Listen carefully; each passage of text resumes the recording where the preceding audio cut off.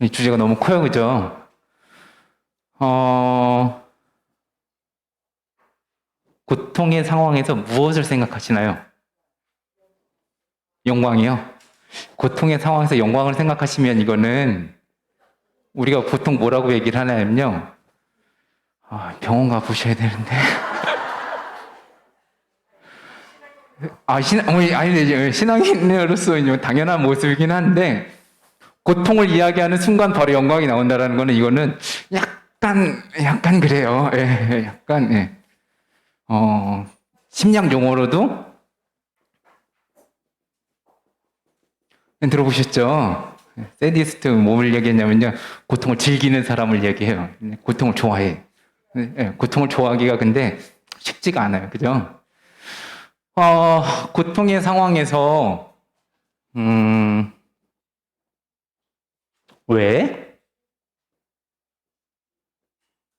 왜 나만? 왜 나에게 고통이? 그렇게 이야기를 하면서 그 다음 단계로 뭘로 넘어가요? 원망. 그 다음에 또 뭐가 있을까요? 분노. 고통의 상황에서 원망하고 분노해요. 고통의 상황에서 감정이 올라와요. 굉장히 힘들어. 아프고. 근데 여기에서 감정이 올라오고 그 감정에 계속 빨려 들어가면 빨려 들어갈수록 어떻게 될 것 같아요? 극단적인 선택을 할 것 같아요. 그리고 요즘에 그런 사람들이 굉장히 많아요. 그렇기 때문에 극단적인 선택이라는 건 뭐예요? 결국에는 세상을 떠나는 거잖아요. 근데 그거는 하고 싶지 않아. 그리고 이게, 자살이라는 게 제정신에 하는 게 아니에요. 뭐, 사람들이 굉장히 쉽게 표현하기는 하는데 자살을 하시는 분들이 만약에 이제 여기서 6층인데 6층에서 떨어진다고 했을 때 어떻게 떨어지냐면요. 창문을 열고 창문 밖을 이렇게 바라보는데 이 창문 밖이 꽃밭이 쫙 펼쳐져요. 그래서 이 꽃밭으로 내가 빨리 가야 된다라는 생각이 들어서 발을 내디뎌요. 그러고선 떨어져요. 떨어지면 아프겠지? 떨어지면 팔목이 부러지면 굉장히 아플 텐데 이 생각을 하면요. 절대 떨어지지 못해요. 그렇기 때문에 뭘 말씀드리냐.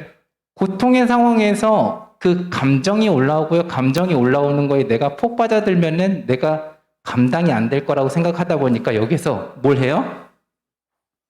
정신줄을 잡아요. 뭘 말씀드리시냐면 여기에서 감정이 아닌 이성이라는 거를 잡아요. 이성이라는 걸 잡기 시작하는 순간 무슨 일이 벌어져요? 왜 나한테 고통이 찾아왔지? 그러면서 원인을 찾아요. 원인을 찾는데 갑자기 조용해지세요. 심각해지시나? 원인을 찾는데 이 원인이라는 게 결국에 뭘 얘기하는 거예요? 결국에 이걸 얘기해요. 내가 뭘 잘못했나? 뭔 죄를 지었나? 그래서 고통은 뭐라는 거예요? 죄의 결과고 벌로서 받는 거예요. 100이면 99분이 다 저렇게 얘기해요. 고통의 상황에서. 근데 참 재밌는 거는 내가 생각하는 이 죄와 내가 지금 겪고 있는 고통이 전혀 연관성이 없는데도 불구하고서는 저거를 연결을 시켜. 차를 끌고 나오다가 접촉사고가 살짝 났어요. 근데 접촉사고가 나옴과 동시에 뭘 생각하냐면요. 집에서 나올 때 배우자고 티격태격하면서 그 언성을 높였던 그게 갑자기 딱 생각이 나면서 내가 지금 부부싸움을 하고 나왔기 때문에 내가 교통사고 났다라는 거야. 아니, 그러니까 탓이라기보다는 지금 말씀드리고 싶은 건 뭐냐면 부부싸움을 한 거하고 교통사고가 난 거는 직접적으로 연결되지 않아요. 근데 그거를 연결을 시켜요. 무슨 이름으로요? 이성적이다라고 생각하면서 연결을 시켜요. 이성적이에요? 전혀 논리적으로도 맞지 않아요. 근데 그거를 우리는 이성적이라고 표현하면서 이거를 연결시켜요. 근데 나름의 그 가능성은 어느 정도 갖고 해요. 왜냐면 봐봐요. 부부싸움을 했어. 기분이 나쁘지? 기분이 나쁘니까 내가 앞을 제대로 볼 수가 없고, 앞을 제대로 볼 수 없고, 계속 이렇게 그 싸웠던 거기에만 내가 집중하고 있다 보니까 앞에 차가 멈췄는데 차가 멈춘 걸 못 봤으니까 그래서 나도 멈추지 못했고, 그래서 접촉사고가 난 거야. 그러니까 당연히 이거의 원인은 뭐야? 부부싸움인 거야. 얼마나 논리적이에요, 그죠? 그 논리를 만들어내요. 그래야지 마음이 편해. 근데 요거의 문제점은 뭐냐면 죄, 고통, 벌은 누가 주는 거예요? 하느님이 주시는 거예요. 그러다 보니까 하느님이라는 존재가 어떤 하느님이에요? 벌 주시는 하느님, 심판자 하느님이에요. 저 논리에 쌓이면 쌓일수록 내가 생각하는 하느님의 모습은 어떤 하느님이에요? 무서운 하느님이에요. 무서운 하느님한테 갈 수가 없어. 문제는 뭐예요? 내가 고통스러우니까 이 고통을 해결하기 위해서 뭐예요? 하느님한테 청해야 돼. 하느님 주세요. 기도해야 돼. 하느님께 다가가야 돼. 근데 그 하느님은 어떤 하느님이에요? 무서운 하느님이야. 그러니까 갈 수가 없어. 소위 말하는 가톨릭 신자들 뜨겁지도 차지도 않다라고 표현하잖아요. 뜨겁게 막 달려가야 돼. 뜨겁게 달려가야 되는데 딱 가려고 하는 순간 뭐가 벌어져요? 하느님 무서운데. 그럼 가지를 못해요. 적절한 답이 떠오르지 않는데요. 네.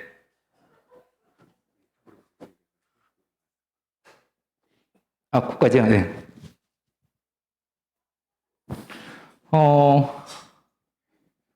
이런 일들이 이제 벌어져요.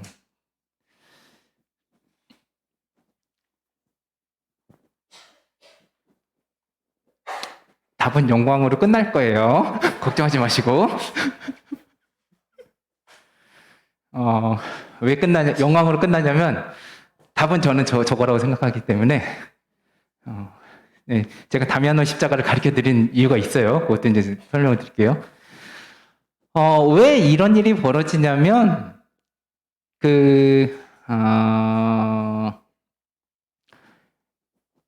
구약에서 창세기하고 이제 탈출기로 넘어와요. 탈출기로 넘어오면서 뭐 창세기에도 그런 얘기가 있는데 모세오경이라는 개념은 책은 어떻게 보면 계약을 이야기하는 거잖아요. 하느님과 이스라엘 백성이 맺은 계약을 이야기하는 건데 그 계약이라는 건 뭐냐면 상호가 맺는 거예요. 서로. 근데 여기에서 지금 우리는 하느님한테 뭘 받고 싶어요? 상을 받고 싶고 은총을 받고 싶어요. 그러다 보니까 어떻게 해야 돼요? 하느님이 말씀하신 걸 착하게 잘 지켜야 돼. 그래서 이걸 착하게 잘 지키면 뭐라고 그랬어? 하느님께서 상을 주신대요. 근데 문제는 뭐냐면 착하게 지키지 않을 수도 있잖아요. 그죠? 그러다 보면 어떻게 된다 그랬어요? 벌을 주신다 그랬어요. 그래서 상선벌악을 이야기해요. 상선벌악을 얘기하는데 이 벌은 몇 대까지 가요? 3대, 4대까지 간다고 해요. 그럼 이 상은? 네, 이 상은 천대에 이른다고 그래요. 어떤 사람은 그래서 이건 3, 4대고 이건 천대다. 그래서 비교할 수 없다. 그렇기 때문에 하느님은 벌보다는 상을 주시는 하느님입니다. 그래서 더 자비로우신 하느님이다라고 얘기를 해요. 근데 그럼에도 불구하고 이 상선벌악에서 자비를 느끼는 사람들은 별로 없어요. 왜냐하면 천대를 주시든 만대를 주시든 이건 상관없어. 그리고 상은 받아도 그만이고 안 받아도 그만이야. 그죠? 있으면 좋은 거고 없어도 크게 그래. 근데 벌은 있으면 안 돼. 있으면 안 되다 보니까 어떻게 해요?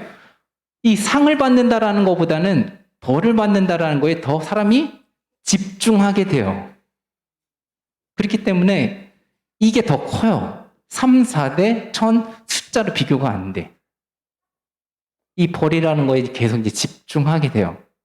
근데 그래서 무슨 일이 벌어지냐면 우리 세대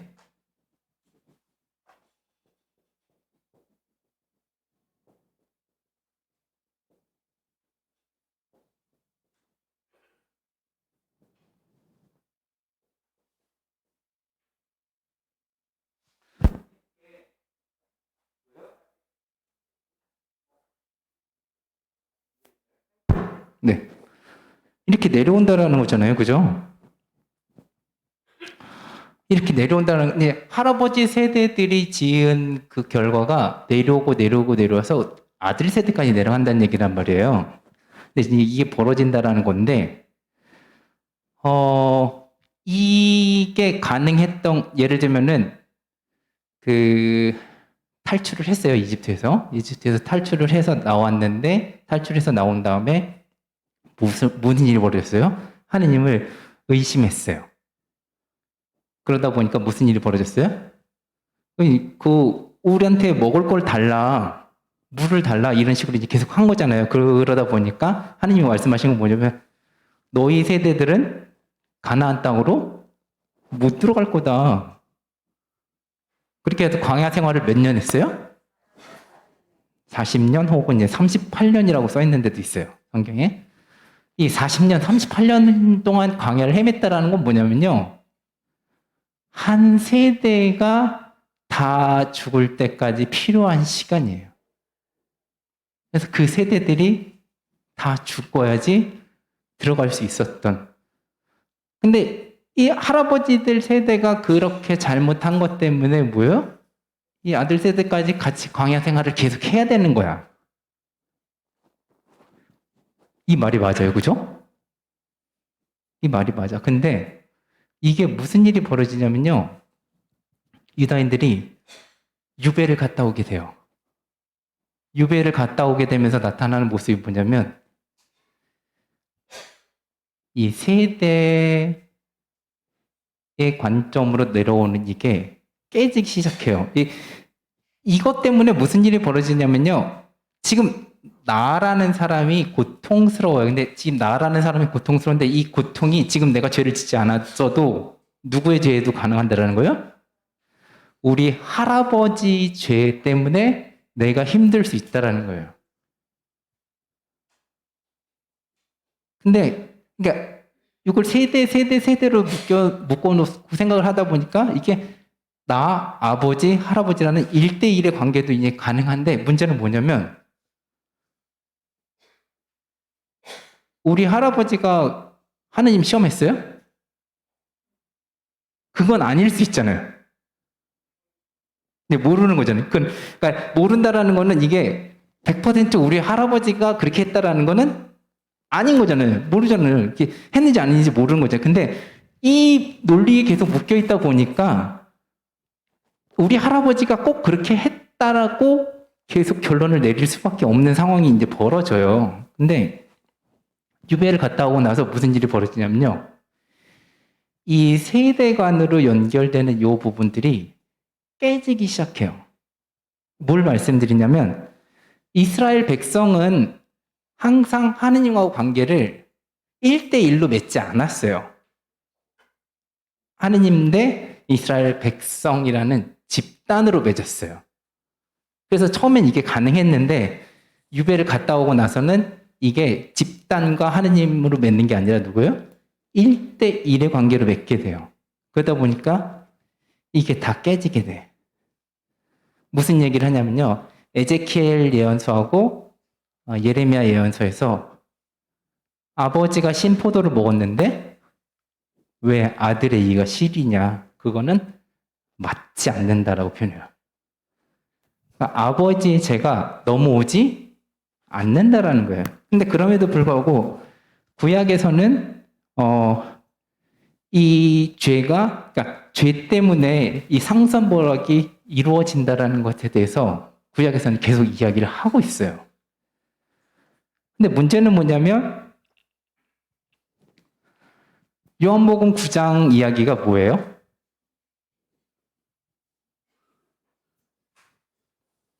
요한복음 9장이 주인공이 누군가요? 요한복음 9장이 태어나면서부터 눈먼 사람 얘기예요. 근데 문제는 뭐냐면 태어나면서부터 이 사람은 눈먼 상태로 태어났어요. 죄 때문에 벌 받는 거예요. 그죠? 아니 지금 죄 때문에 벌 받는다고 얘기했잖아요. 우리 여태까지. 죄 때문에 벌을 받는 건데 이 얘기는 태어나면서부터 눈을 멀었어요. 그러면은 언제 죄를 진 거예요? 지금 할아버지가 아니라고 했잖아요. 제가 그 유에 갔다 오고 나서는 이게 깨졌다고 말씀드렸잖아요. 내가 지은 죄에 대해서만 내가 책임을 짓는 거로 유배를 갔다 오고 나서는 신학이 바뀌었어요. 근데 그렇다면은 이 태어난 아기가 죄를 지어야 되는 거잖아요. 근데 태어난 아기가 태어나면서부터 눈 멀었단 말이에요. 그럼 이걸 어떻게 이해할 거냐? 엄마 뱃속에서 태중에서 그죠? 그러니까 엄마가 죄를 지은 게 아니라 어떻게 생각을 했냐면 엄마가 잉태를 하잖아요. 그죠? 엄마가 잉태를 하는데 엄마가 이교도 성전에 간단 말이에요. 이교도 성전에 가면 죄죠. 근데 이게 엄마의 죄이기도 하지만 아기가 같이 갔잖아. 아기가 같이 갔잖아. 아기는 내가 원해서 간 건 아니지만 엄마 뱃속에서 끌려갔지만 그럼에도 나는 엄마 때문에 같이 갔잖아. 그래서 죄를 지었더라는 거예요. 그리고 좀 더 나가면 뱃속에서 누구하고 싸웠어요. 누구하고 누구예요? 에사오하고 야곱이 싸웠어요. 엄마 뱃속에서 싸울 수 있다는 거예요.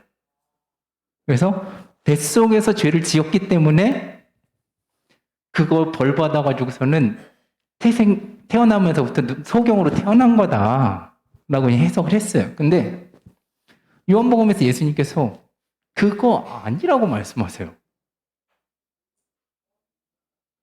그거 아니라고 말씀하시고 그 다음에 또 다른 이제 가능성 얘기하는 거면 윤회를 얘기하는 사람들은 전생에서 죄를 지은 영혼이 윤회하면서 들어오면서 이 결을 갖고 들어와서 뭐예요? 죄를 지은 거잖아요. 그죠? 언제 지었어요? 전생에서 지은 거잖아요.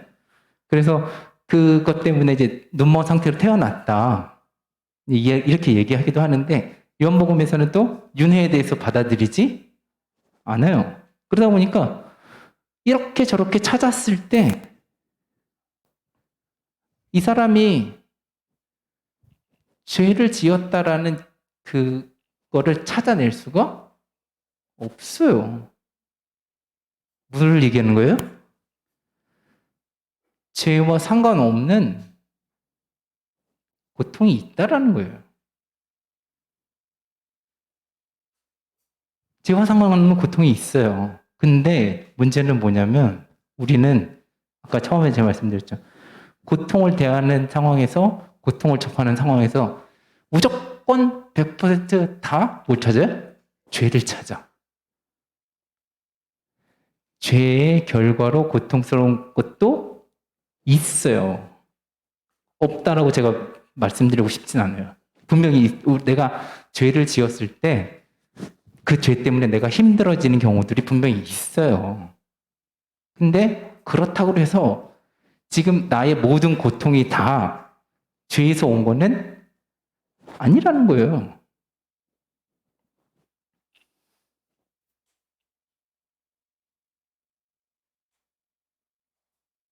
다시 이제 요한복음 이야기로 넘어가면요. 태생소경이 지금 고통 중에 있어요. 태생소경이 갖고 있는 고통은 뭐예요? 뭐가 없어요? 이 사람한테 지금 빛이 없어요.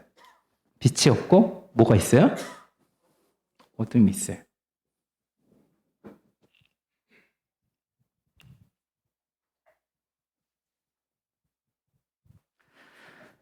요한복음 1장 로고스 창가를 보면은 한 처음에 말씀이 계셨다. 말씀은 하느님과 함께 계셨는데 말씀은 하느님이셨다. 그분께서는 한 처음에 하느님과 함께 계셨다. 모든 것이 그분을 통하여 생겨났고 그분 없이 생겨난 것은 하나도 없다. 그분 안에 생명이 있었으니 그 생명은 사람들의 빛이었다. 그 빛이 어둠 속에서 비치고 있지만 어둠은 그를 깨닫지 못하였다. 이게 1절에서 5절까지 읽어드린 거예요. 한 처음에 말씀이 계셨다. 여기에서 한 처음에라고 얘기하잖아요. 한 처음에가 어디에서 왔어요? 창세기에서 왔어요. 태초에 라는 단어로 이제 저 단어가 창세기에서 갖고 왔는데 창세기 잠깐 볼까요, 그러면?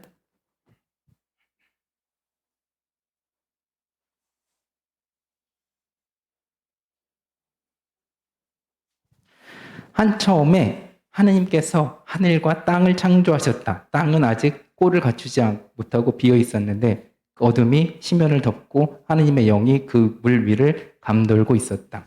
1장 1절에서 2절까지 말씀드린 거예요. 비교를 하자면 창세기에서는 어둠이 먼저 언급이 돼요. 그러고 나서 빛이 창조가 돼요. 언제 몇째 날 창조됐어요? 빛은? 성경을 안 읽으시죠? 빛은 첫째 날 창조돼요.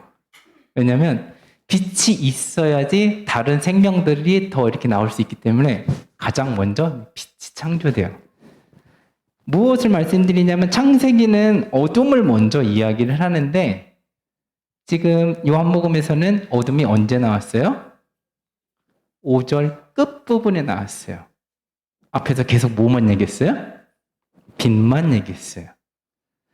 그리고 그러면서 또 표현해왔던 건 뭐냐면 어둠은 그를 깨닫지 못하였다 라고 표현하는데요.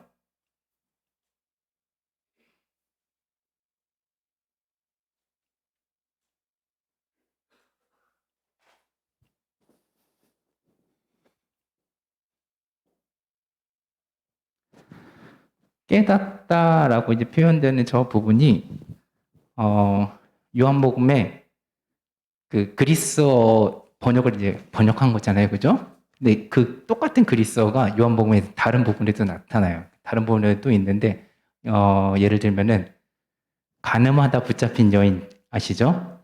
8장 이야기인데 거기에 붙잡다 라는 거기서는 이제 붙잡다라는 의미로 이제 번역이 됐어요. 그렇다면 이게 뭐냐? 어둠은 그를 붙잡지 못하였다는 거잖아요. 어둠은 누굴 붙잡지 못해요? 빛을 붙잡지 못했다는 거잖아요. 어둠이 힘을 가지고 빛을 강제적으로 붙잡거나 아니면 어둠이 빛을 깨닫을 수 있는 이런 힘을 갖고 있는 존재가 아니라는 거예요. 근데 우리는 계속 그 어둠이라는 거를 뭐예요? 어둠의 세력이 나를 계속 이렇게 해가지고서는 내가 그 어둠의 어둠으로 빨려 들어갈 것 같고, 그런 식으로 이제 계속 표현되는데요. 그 요한복음 1장에서 표현은 뭐냐면, 이 빛을 표현하기 위해서 빛의 반대인 어둠을 언급할 수밖에 없어서 언급을 하게 됐어요. 그리고 요한복음의 관점, 그리고 철학적인 관점에서 또 이야기하는 건 뭐냐면 어둠은 뭐예요? 빛이 없는 상태라고 표현해요. 빛이 없는 상태라는 건 뭐예요? 그냥 빛이 들어가면은 이 어둠은 사라지는 거예요. 전구가 있어요, 그죠? 전구에서 빛이 나와요. 빛은 있는 거예요. 근데 이 빛을 끈다면, 빛을 없앤다면 어둠의 상태로 들어가는 거죠, 그죠? 어두워요. 어두운데 어두운 상황에서 다시 스위치를 켜서 빛을 쬐면은 어떻게 다시 이 어둠은 없어져요. 어둠이 있는 게 아니라는 거예요. 어둠이 무엇인가 힘을 가지고 우리를 끌어가는 그게 아니라는 거예요. 그러니까 결핍된 상태라는 거죠.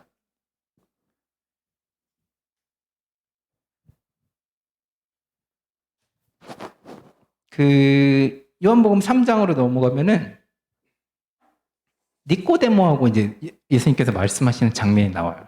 니코데모하고 이야기를 하시는데 뭐라고 말씀하시냐면 16절이에요. 하느님께서는 세상을 너무나 사랑하신 나머지 외아들을 내주시어 그를 믿는 사람은 누구나 멸망하지 않고 영원한 생명을 얻게 하셨다. 하느님께서 아들을 세상에 보내신 것은 세상을 심판하시려는 것이 아니라 세상이 아들을 통하여 구원을 받게 하시려는 것이다. 아들을 믿는 사람은 심판을 받지 않는다. 그러나 믿지 않는 자는 이미 심판받았다. 하느님의 외아들의 이름을 믿지 않았기 때문이다. 그 심판은 이러하다. 빛이 이 세상에 왔지만 사람들은 빛보다 어둠을 더 사랑하였다. 그들이 하는 일이 악하였기 때문이다. 악을 저지르는 자는 누구나 빛을 미워하고 빛으로 나아가지 않는다. 자기가 한 일이 드러나지 않게 하려는 것이다.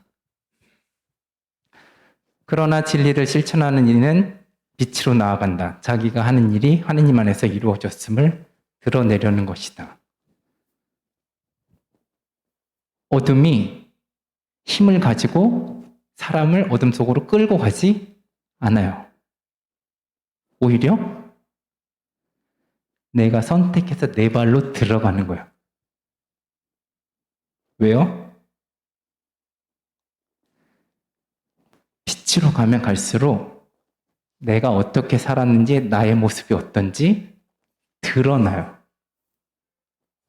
나의 나약한 모습, 나의 부족한 모습, 추한 모습, 이런 것들이 좀 더 나가면 내가 지은 잘못, 내가 지은 죄, 이런 것들이 드러나기 때문에 뭐예요? 빛으로 다가갈 수가 없어요. 그러다 보니까 스스로 어둠을 선택해서 들어가요. 마태오복음 최후의 심판 이야기 아시죠? 양과 염소를 갈라놓는다는 얘기 있고, 그다음에 이게 루카복음 버전으로 넘어가면서 뭐라고 표현되냐면은 누구하고 누가 죽어요? 부자하고 라자로가 죽어요, 그죠? 그러면서 부자는 어디 가요? 부자는 따뜻한 데 가요, 그죠? 부자는 따뜻한 데 가고 라자로는 아브라함 품 안에 안겨요, 그죠? 거기서 이야기하는 거 이쪽에서 이쪽 넘어갈 수도 없고 이쪽에서 이쪽 넘어갈 수 없다라는 표현을 해요, 그죠? 그리고 마태오복음 버전에서도 이 갈라놓는다 그러잖아요. 왜 양과 염소를 이야기하냐면 양과 염소는 한 우리에다가 섞어놔도 얘네들이 절대 섞이지 않는데요. 그래서 비유를 양과 염소로 비유를 하시는 거래요. 그냥 놔둬도 얘네들은 갈라진대요, 서로. 그런 식으로 갈라진다라는 거잖아요. 근데 그런 심판의 모습이 요한복음에는 나타나지 않아요. 하느님께서 심판하시는 게 아니에요. 하느님께서 심판하시기 위해서 이 세상에 오신 것도 아니에요. 무엇을 위해서 오셨어요? 구원을 위해서 왔어요. 그게 이제 요한복음 아까 표현해드린 거 영원한 생명을 얻게, 영원한 생명을 주시기 위해서 오셨다고 해요. 근데 여기에서 예수 그리스도가 오셨어요. 예수 그리스도는 아까 로고스 장가에서 뭐라고 표현됐어요? 빛으로 표현돼요. 빛이 이 세상에 왔어요. 근데 이 로고스 장가에서도 나오는 게 뭐냐면 그 빛을 받아들인 사람이 있고 받아들이지 않은 사람이 있어요. 받아들인 사람은 그 빛을 받아들이면서 빛 속에서 살아가는 거고 빛을 거부하는 사람은 어디로 가요? 어둠 속으로 자기가 선택해서 스스로 가는 거예요. 하느님께서 심판하시지 않아요. 요한복음에서는 스스로 내가 이쪽으로 갈지 저쪽으로 갈지 선택하는 거예요. 근데 여기에서 또 무슨 일이 벌어지냐면 내 안에 어둠이 있어. 나도 모르게 내 안에 어둠이 있어요. 그러니까 빛이 없는 상태에 빛이 결핍된 거라 그랬잖아요. 우리가 인간이다 보니까 완벽하지 않아요. 완전하지 않아요. 그러다 보니까 한계에 계속 부딪혀요. 그러다 보니까 그리고 인간적인 나약함, 우울함 이런 것 때문에 계속 나의 그 어둠을 내 안에 있는 어둠을 본단 말이에요. 그러다 보니까 프란치스코가 뭐라고 기도했어요? 내 마음에 어둠을 밝혀주소서 하잖아요. 분명히 내 안에 어둠이 있단 말이에요. 근데 이 어둠을 그래서 어떻게 해결한다는, 좀 전에 표현했죠. 내 마음 어둠을 밝혀달라고 그랬잖아요. 내 마음의 어둠을 밝혀주소서 하면서 이거를 기도한다는 건 뭐냐면 이 빛을 내가 받아들이겠다라는 거잖아요. 빛이 필요하다라는 거잖아요. 회개라는 단어는 제가 별로 안 좋아해요. 결국에는 회개를 얘기하는 건데, 이 어둠을 인정하지를 않아요.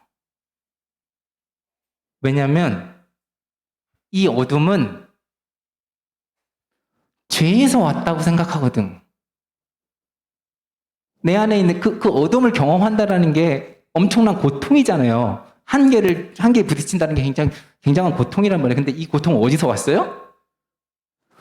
내가 지은 죄에서 온 거야. 그렇기 때문에 내 안에 어둠이 있다는 걸 나는 인정하고 싶지 않아. 이걸 인정하는 순간 죄인이야. 근데 죄인은 회개라는 이름으로 제가 죄를 지었기 때문에 이거를 밝혀주소서라고 얘기할 수도 있는데 그럼에도 불구하고 이 죄에서 연결된 그 어둠을 바라본다라는 게, 인정한다라는 게 그렇게 쉽지만은 않아요. 그리고 이거는 왜 제가 계속 이렇게 말씀을 드리냐면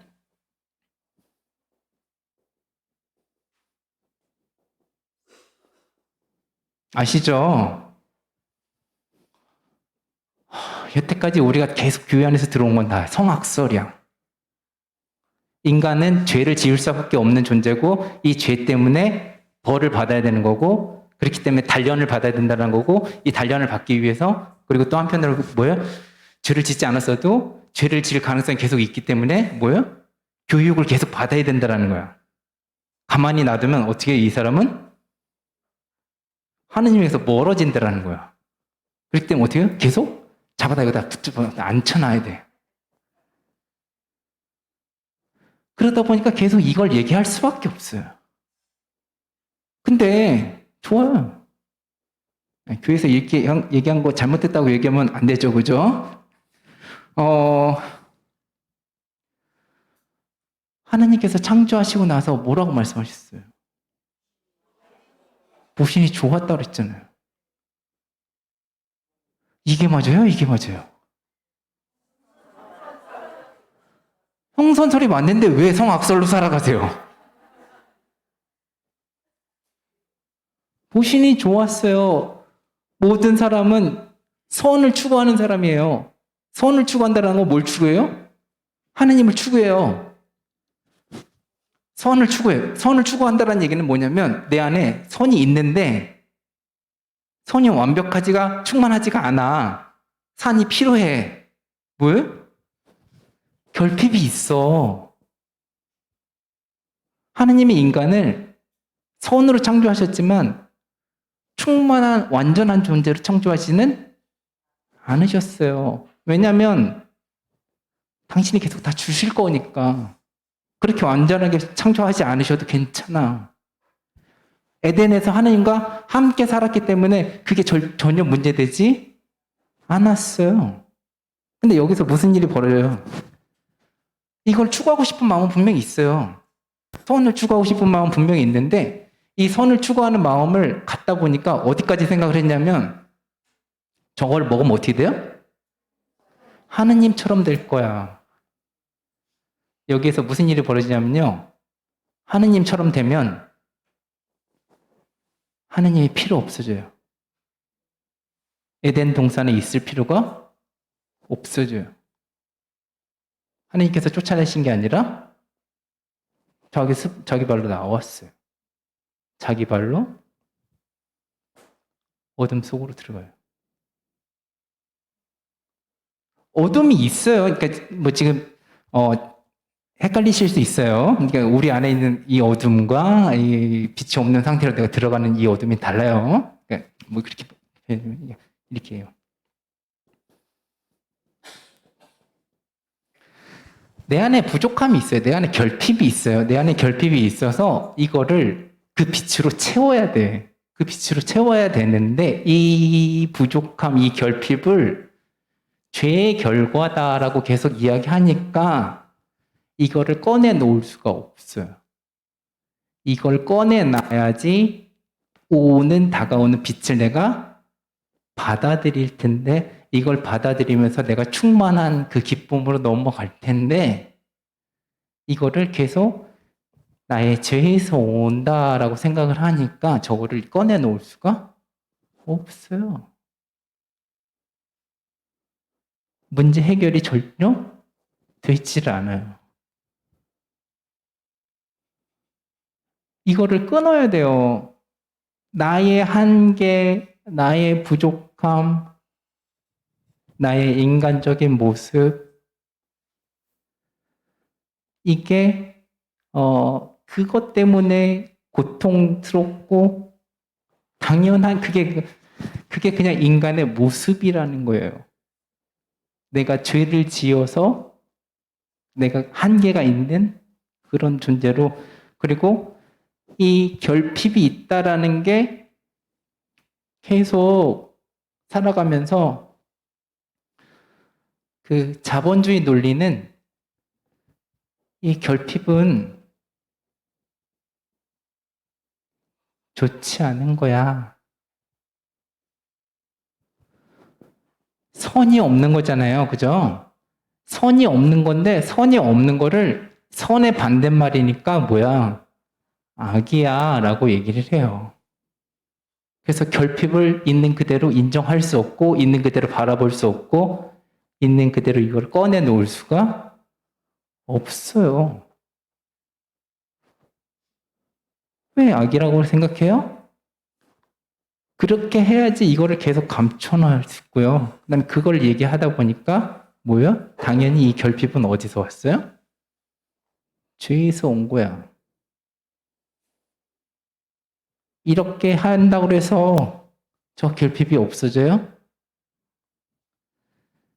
저 결핍을 그래서 어떻게 하려고 그러냐면 잘라서 없애버리려고 그래요. 내 거 아닌 것처럼 행동하려고 그래요. 나는 결핍되지 않은 것처럼 생각해요. 그러면서 나타나는 모습은 뭐예요? 완벽주의. 완벽주의 아시잖아요. 나만 달달 볶아요? 그럼 다행이지. 나를 달달 볶으면서 왜 너는 왜 안 해? 당연히 하게 되죠. 지금 이런 상황인데 하느님의 자비가 머리에 들어가요? 들어가지 않아요. 지금 내가 나 자신에 대한 심판자인데 하나님께서 주시겠다라는 거를 받아들일 수 있어요? 받아들이지 못해요. 문제는 뭐예요? 우리 지금 결핍이 있어가지고 그 결핍을 채우기 위해서 빛이 필요해. 그래서 하나님한테 빛을 달라고 청하고 있어. 청하고 있는데도 불구하고 내가 나 자신의 심판자로서 이 빛을 야, 너 그거 공짜로 받으려고? 공짜로 받으면 안 될 것 같아요. 그죠? 그럼 뭐 해요? 묵주기도 열심히 해야죠. 뭘 해. 기도를 해야지 이 기도에 대해서 대가로 하나님께서 주신다라고 생각해요. 그냥 받아들이지를 못해요. 은총, 라틴어로 뭐라고 하나요? 라틴어로 그라티아라고 그래요. 그레이스잖아요, 영어로. 그죠? 그라티아라는 단어인데, 이 은총이라는 단어 안에 무슨 의미가 있냐면요. 이 그라티아라는 단어에서,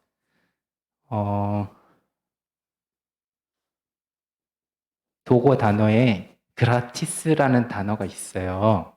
그래서 그라티스라는 단어가 무슨 뜻이냐면은, 거저, 무료로, 이런 의미가 있어요. 근데 이 그라티스라는 단어가 그라티아라는 단어에서 와요. 은총은 거저 무료로 주시는 거예요. 그래야 자비의 아버지죠. 그죠? 근데 우리는 계속 뭘 해요? 딜해요. 내가 뭔가를 해야지만 받을 수 있어. 왜냐면 이 구조에 너무 내 삶이 다 짜 맞춰져 있거든요. 그러다 보니까 이 결핍을 나 스스로 또 해결하려고 해요. 나 스스로 결핍을 해결한다는 거는 하느님이 필요 없다라는 거잖아요. 그죠? 하느님 도움 받지 않겠다라는 거잖아요. 하느님 도움도 뭐 결국에는 내가 사겠다라는 거잖아. 내 노력을 통해서. 그 얘기는 뭐예요? 아담과 하와가 이거 따먹은 거하고 똑같아요.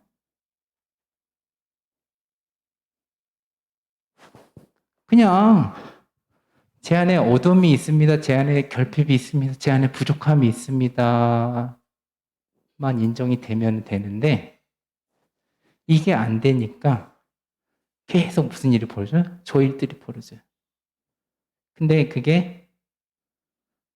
그것 또한 내 잘못이 아니야. 왜냐면 우리가 자라오면서 너 그럴 수 있어 라고 이야기를 듣기보다는 너 그러면 안 되지 라는 이야기를 더 많이 들어왔어요. 부족함이 있을 수 있어 라는 이야기를 들어본 적이 별로 없어요. 누군가 나를 있는 그대로 다 받아준 적이 별로 없어요. 그러다 보니까 내가 나의 좋은 모습, 그러니까 내가 판단했을 때 나의 좋은 모습, 다른 사람들이 드러내도 괜찮은 모습, 이런 것만 이렇게 밖으로 드러내려고 하지. 다른 사람들한테 질책받거나 조금 싫은 소리 듣고 저 사람이 받아줄 것 같지 않은 부분에 대해서는 계속 어떻게 해요? 계속 감출 수밖에 없어요.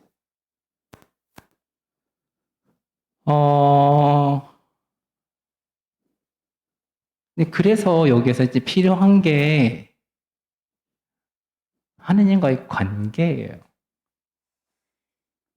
하느님께서 인간이 되어 오셨고, 우리를 위해서 돌아가셨고, 그것을 통해서 다시 빵의 모습으로 매일 우리에게 오신다라는 거. 좋아요. 우리 죄인이고, 우리 잘못했어. 그럼에도 불구하고 내가 미사 때 나와서 손 내밀면 하느님은 아무 얘기 안 하시고 내 입 안으로 들어오세요. 묻지도 따지지도 않아요. 묻고 따지는 건 누가 따져요? 내가 따져.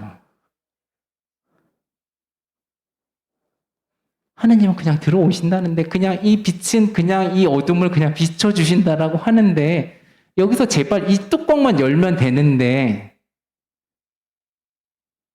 뭐요? 하느님께서 그냥 그 어둠이 있다라는 거를 그냥 보아주신다라는 거 그냥 그래 그게 너의 모습이야. 부족한 게 너의 모습이야. 부족한 그 모습조차도 예뻐. 뭐 대부분 아이들을 키워보셨겠지만 그 이제 첫 돌이 돼가면 아이들이 이제 걸으려고 그래요. 그죠? 돌이 가까이 가면은 기어다니는 애들이 갑자기 이런 데를 이제 뭔가 짚고 일어나려고 막 이래요. 짚고 일어나려고 그러면서 뭐 상 짚다가 이제 상 뒤엎고 막 이제 이런 일들이 벌어져요. 그죠? 그러다가 이제 어느 순간 스스로 일어나고 스스로 일어나서 뭐 해요? 막 손뼉 쳐요. 왜 손뼉 쳐요? 자기도 신기하거든. 자기가 지금 아무것도 안 잡고 서 있다는 게 너무 신기하거든. 근데 그러고 나서는 뭐예요? 한 발 한 발 뛰기 시작해요. 한 발 한 발 뛴다 그래서 바로 걸어요? 한 두 발 가다 해서 푹 넘어져 쓰러져요. 그런 아기들을 봤을 때 어때요? 저놈 새끼 왜 넘어져? 이렇게 얘기해요? 그 모습조차도 예뻐요. 그 넘어지는 모습조차도. 근데 우리는 하느님이 그렇게 우리를 보신다라는 거죠. 근데 우리는 그렇지 않아. 나 자신한테는 뭐야? 왜 넘어져? 왜 이렇게 노력 안 해? 라는 식으로 계속 나 자신을 본다라는 거죠. 넘어지면 어때요? 넘어지면 다시 일어나면 되죠. 부족할 수 있어요. 그리고 부족해야지 우리 하느님 필요한 거고, 부족하다라는 걸 인정해야지 하느님께서 주시는 그 은총을 내가 받아 누릴 수 있는 거고, 그리고 하느님께서 이미 그렇게 다 주시겠다라고, 너 괜찮아. 다시 읽어드려요? 하느님께서는 세상을 사랑하신 나머지 외아들을 내주시어 그를 믿는 사람은 누구나 멸망하지 않고 영원한 생명을 얻게 하셨다. 요한복음 사가가 심판에 대해서 이야기하기 전에 먼저 이야기하는 건 뭐예요? 세상을 사랑하셨다라고 표현돼요.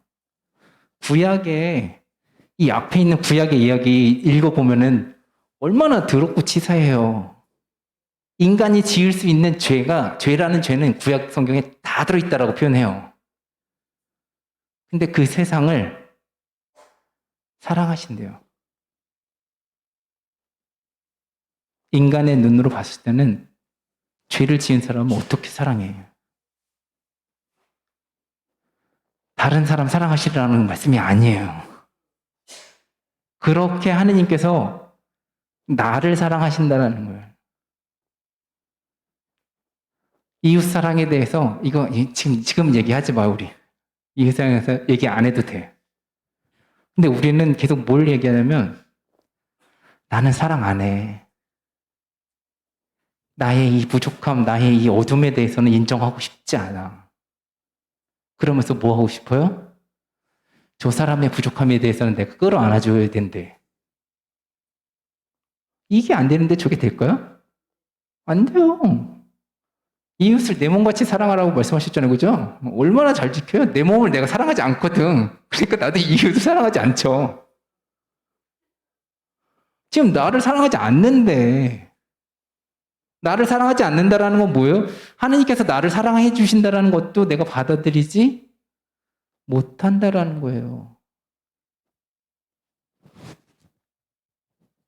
하느님께서 주시는 거 그냥 받아들인다라는 거 쉽진 않아요. 쉽진 않음에도 불구하고 하느님께서 그냥 주시겠다라는 거. 우리 좀 이따 이제 미사하실 거잖아요. 자비의 주일이에요. 부활 제2주일 자비의 주일로 보내요. 하느님 자비하신 아버지래요. 자비하신 아버지인데 자비하지 않아. 내가 나 자신에 대해서 계속 엄격하게 굴면 굴수록 자비의 하느님이 아니라 맞아요. 자비의 하느님인데 실생활에서 내가 느끼는 하느님은 심판의 하느님이야. 그러다 보니까 신앙생활이 계속 살얼음판을 걸어가요. 푹 빠지면 어때요? 푹 빠졌다가 어떻게 다시 올라오면 돼. 좀 더 나아간다면 하느님 어디나 계시다며. 우리가 푹 빠졌을 때 저 밑에는 안 계실까요? 거기도 계세요. 천국과 지옥이라는 건 뭐예요? 아까 말씀드린 것처럼 공관복음에서 얘기한 것처럼 마태오복음하고 루카복음에서 얘기한 것처럼 천국과 지옥이 어디 있다라고 표현할 수도 있지만 요한복음은 하느님 나라라는 단어가 없어요. 그럼에도 불구하고 천국은 얘기할 거잖아요. 그 표현이 뭐예요? 영원한 생명이라는 단어로 표현해요.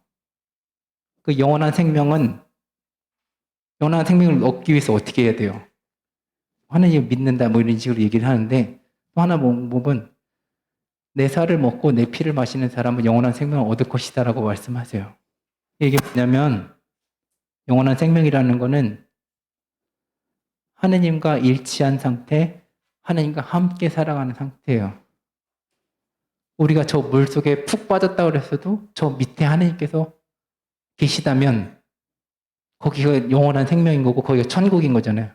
근데 우리 신앙에서 얘기하는 건 뭐예요? 하느님 안 계신데 없다라고 표현해요. 저 밑에는 안 계세요? 밑에도 계세요. 근데 우리는 떨어지면 안 된다라고 표현해요. 누가 만든 거예요? 내가 나 스스로한테 계속 틀을 주면서 그 틀 안에서만 살아가려고 하는 거잖아요. 하느님은 자유를 주시려고 계속 그러는데 우리가 스스로 저 죄와 벌과 고통이라는 틀 안으로 나를 계속 집어넣는단 말이에요. 안 그래도 괜찮아요.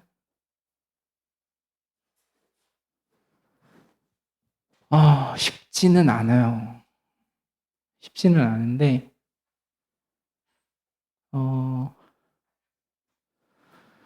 가만히 놔두면은 모든 걸 다 이렇게 생각할 거거든요. 제가 아까 100명 중에서 몇 명이 이렇게 생각한다 그랬어요? 99명이 이렇게 생각한다 그랬잖아요. 이제 한 명은 안 그런 거잖아요. 100번의 상황에서 99번은 그냥 이렇게 생각하셔도 괜찮아요. 그리고 이거를 하루아침에 바꿀 수는 없어. 너무 익숙해져 있어, 우리한테. 의식적으로 100번에서 한 번만 생각해. 나의 고통은 나의 죄에서 온 게 아니야. 어디서 왔어요? 그냥 인간이니까, 부족하니까 힘든 거야. 그렇게 돼야지 하느님, 저 이거 필요해요. 자동적으로 나오죠. 그죠? 그리고 자동적으로 나오면서 하느님 주시는 거에 대해서 내가 감사하게 받을 수 있다라는 거. 그렇게 받으면서 또 다른 결핍을 그냥 넘어갈 수 있어요. 그렇다면 이 고통이라는 상황이 해결해야 할 그 상황이 아니라 이 고통이라는 상황은 우리가 하느님을 만나는 상황이에요. 고통이라는 상황은 뭐예요? 천국인 거예요. 고통이 지옥이 아닌 거죠. 하느님 만난다 그래서 고통이 씻은 듯이 없어지지 않아. 왜냐하면 우리가 육체를 가지고 있잖아요, 아직은. 그렇기 때문에 여기에서는 그 고통을 완전히 벗어날 수 없단 말이에요. 근데 그럼에도 불구하고 지금 우리가 육체를 가지고 하느님을 만난다라는 거죠. 그렇게 그 천국을 살아간다라는 거. 요한복음에 순환이라는 단어가 없어요. 순환이라는 단어가 요한복음 순환기 있잖아요. 그렇죠? 그리고 예수님 순환 당하셨잖아요. 근데 왜 요한복음은 순환이라는 단어를 쓰지 않을까? 아까 표현해드린 것처럼 뭐예요? 하느님 나라라는 단어가 없고 대신에 영원한 생명이라는 단어가 있는 것처럼 순환을 뜻하는 이제 다른 단어가 있어요. 그게 뭐예요?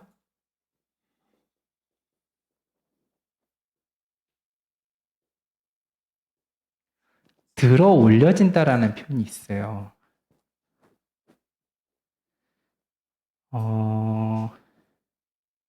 3장 14절인데요. 모세가 광야에서 뱀을 들어 올린 것처럼 사람의 아들도 들어 올려져야 한다. 믿는 사람은 누구나 사람의 아들 안에서 영원한 생명을 얻게 하려는 것이다. 들어 올려진다는 거, 순환이라는 거 무엇을 위해서요? 우리가 영원한 생명을 얻기 위하신 거. 우리가 천국의 삶을 살아가기 위한 것이라는 거. 들어 올려진다라고 하는데요. 어디로 들어 올려져요? 네? 하늘로요? 네, 여기 순환이잖아요. 어디로 들어 올려져요? 십자가 위로.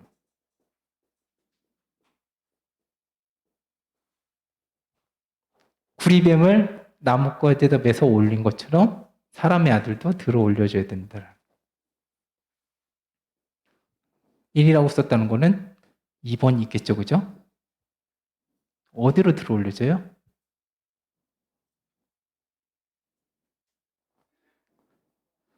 하느님 오른쪽.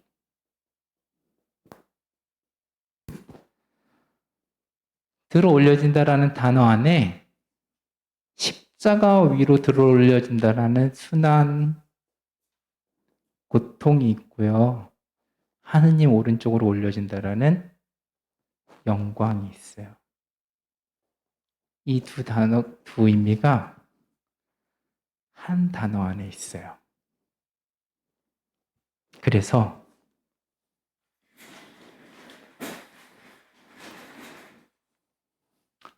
저 십자가에다가 가시관을 빼고 후광을 그려놨어요.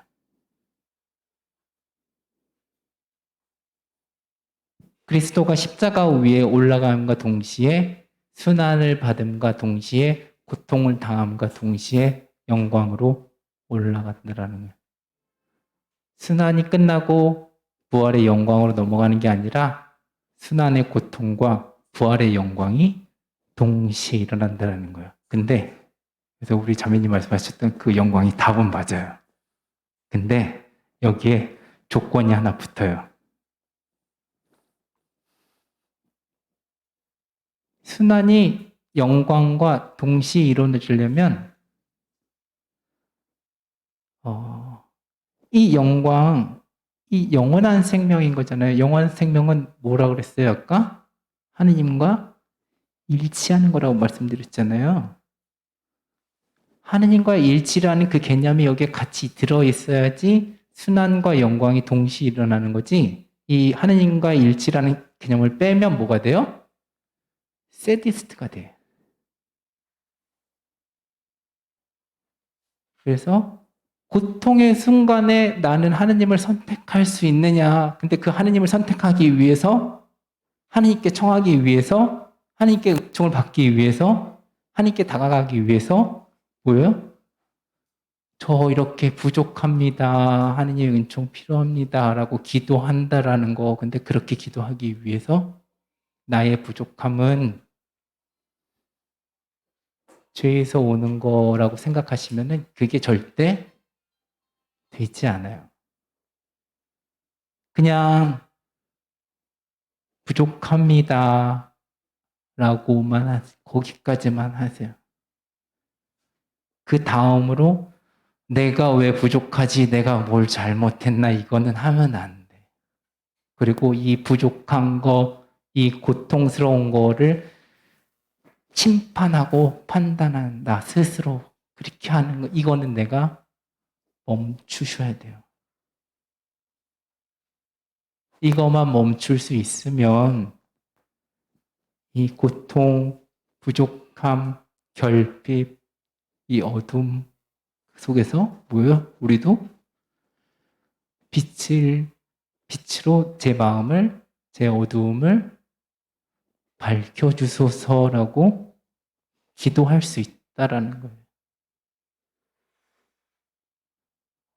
물론 쉽지는 않지만 불가능하지도 않아요.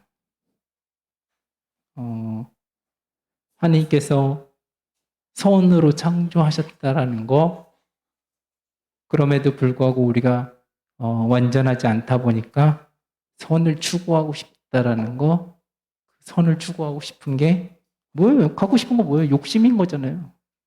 욕심 당연히 있다라는 거죠. 완벽하지 않으니까. 욕심이 있다라는 걸 인정할 수 있을 때 내가 원하는 만큼만 취하고 거기서 멈출 수 있다라는 거예요. 근데 이게 인정이 안 되다 보니까 계속 이걸 갖고 하는 거고, 갖고 해도 이게 충족이 됐는지 나는 잘 모르고, 왜냐면 내가 얼마나 필요한지 모르거든요. 나는 보지를 않아서. 그러다 보니까 계속 뭔가를 잡으려고 하고, 뭔가를 잡아야 되니까 옆 사람 보지 않고, 옆 사람을 내가 이렇게 눌러가면서까지 가져야 되는 거잖아요.